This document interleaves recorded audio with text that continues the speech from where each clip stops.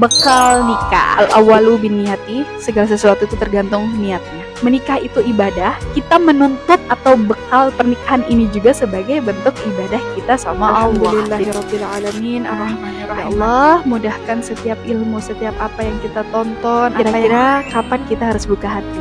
Hati itu adalah bagian yang Allah pandangi.